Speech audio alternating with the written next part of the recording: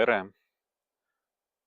Istun praegu Mustjõe ääres Aegviidu külje all ja plaanis on selline asi nagu videoaruanne.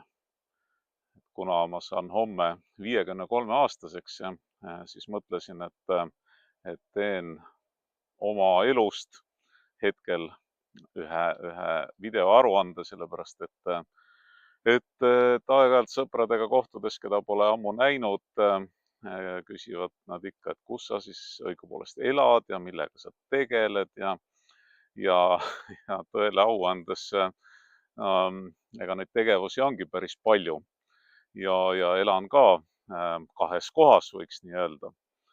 Et kui sellega alustada, siis talvel, no ka ütleme sügisel ja kevadel valdavalt Tallinnas, Pirital ja suvel valdavalt siis Hundiallikal Võrumaal, kus me peame koolituskeskust ja elame koos Kaia Kaire ja koer Tonduga.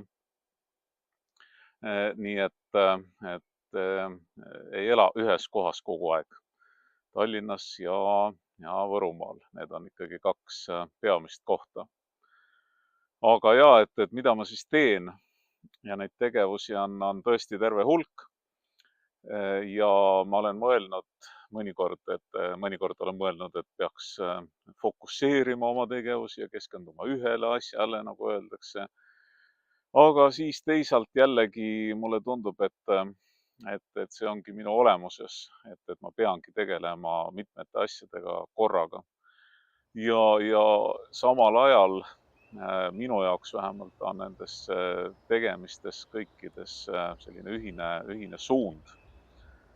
Ja see sai alguse juba vähemalt 25 aastat tagasi, nagu võib-olla osad teavad, et kui minust toimus selline maailmavaateline plahvatus või avardumine ja et sain aru siis eelkõige siis Elisabeth Sahturise maailmatantsu lugemise ajal ja järel, et mis on minu põhiline suund ja kui see niimoodi kohe kokku võtta, et siis põhiline suund ongi ühest küljest loodusega ühenduse,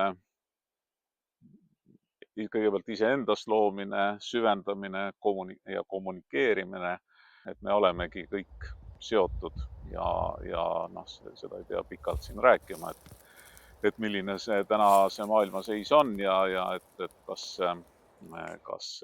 on meil pikka pidu sellisel kujul ja sellise maailmavaatega, et ma usun, et